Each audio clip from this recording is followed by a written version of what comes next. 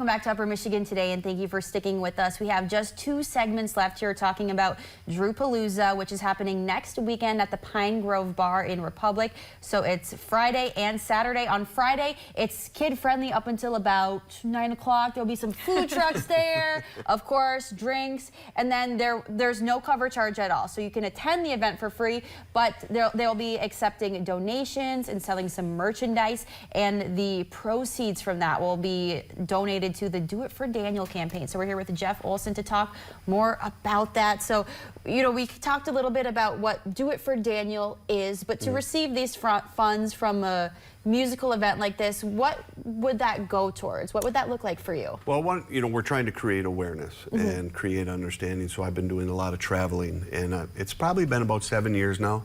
You know, I've been to, probably over 150 schools, different schools, communities. I've been to universities, some hospitals. It just amazes me how many people are affected by mental health, mental illness. And I hate saying mental illness because it's an illness of the brain, and that's what we have to get people to understand, that this is a medical illness with real symptoms and real treatments. But throughout my travels, especially schools, there's so many, I get so much feedback from students that whether they come up to me and talk to me after, whether I get texts, whether I get emails, telling me their story and how they're struggling. And it just, amazes me that there's so many people struggling, yet so many people don't know about it. And what I really like to do is when I speak and then I show our documentary, I usually walk in the hallways and see what's on school walls and what they're doing with mental health. And some schools are, way ahead of the game with, creating understanding about mental health in their school, mental illness.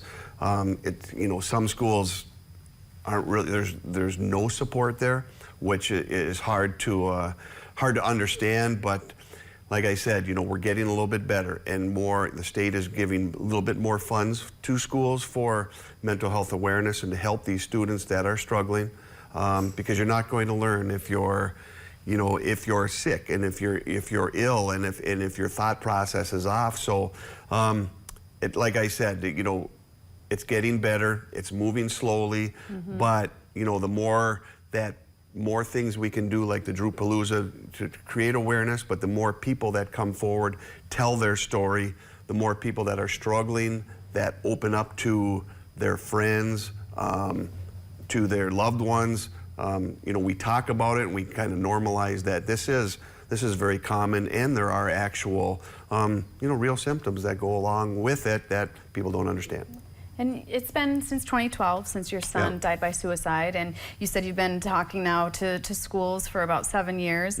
Why do you still do it? And how long will you continue to Well, I'll continue as long as until I take my last breath. But, for me, when people, I get a lot of comments all the time, thank you for doing this. I can't believe how strong you are. Well, it has nothing to do with strength. Believe me, this is my therapy.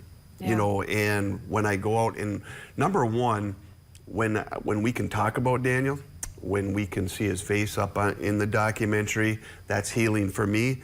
But then when we get the feedback from people that are struggling, I feel like Daniel's doing this work. He's just doing it through me. And that's very healing to me, to our family, that we know maybe Daniel didn't die in vain, that maybe some sort of way that this had to happen to help people. So, one of the comments that he made, and I think it was to his girlfriend, he opened up before he passed away, he said, no matter what I do, no matter what I say, nobody's ever going to be able to understand what I'm going through. So I always say this, I feel like I'm Daniel's voice to get people to understand what he couldn't, that this is a very common medical illness that's very treatable. Yeah. So if somebody's watching and they want to connect with you or they want to donate to Do It For Daniel, where's the best place to do that? Well, we have a Facebook page that we have a lot of information called Do It For Daniel, and we have a doitfordaniel.com page which talks about our mission. And I always say, people, if you go to our website, look at the testimonials about how it's helped other people, so they can go to either or. you know, private message the Facebook page. There's a place you can donate on doitfordaniel.com. So, you know, feel free to check those sites out. All right, well, we'll put all that information on our website. Perfect. On this story. Thank you so much for being a part of the Thank show you for today having and me. for all the Appreciate work it. you continue to do. Thank you. Appreciate you. All right, we'll be right back.